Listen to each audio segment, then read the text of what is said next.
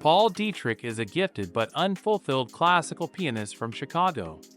He is almost 30 years old and realizes that he is approaching the age limit for participation in international competitions.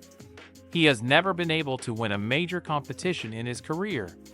He now works as a music teacher at a prep school, living with his mother and ailing father, who has to keep working to support his family and his son's musical ambitions.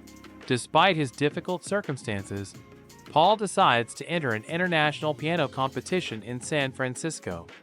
This risky trip could cost him his current job, but he sees it as his last chance to realize himself in his profession. The competition provides the winner with a financial grant and the opportunity to concertize for 2 years. Paul arrives in San Francisco and begins preparations. Among the participants is a select group of talented pianists from around the world. Among them are Jerry DeSalvo from New York, who is able to play only one concerto, Michael Humphreys, another contender Canadian Mark Landau, Tatiana Baranova from Kazakhstan, a very modest and reserved participant. Also competing is Heidi Jones Schoonover, a confident 23-year-old pianist from Massachusetts. She and Paul already know each other, having met at a music festival before. Heidi is accompanied by her mentor, respected music teacher Greta Vanman.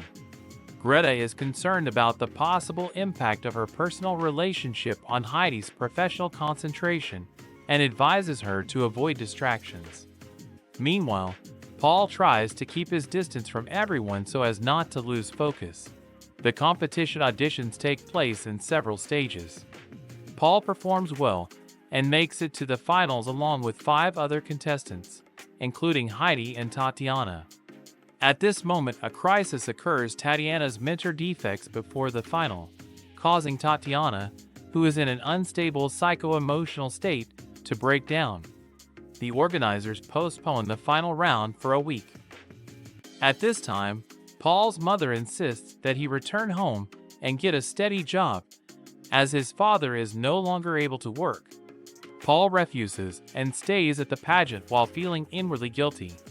One night he clashes with Heidi and the other contestants, including the conductor, showing irritation.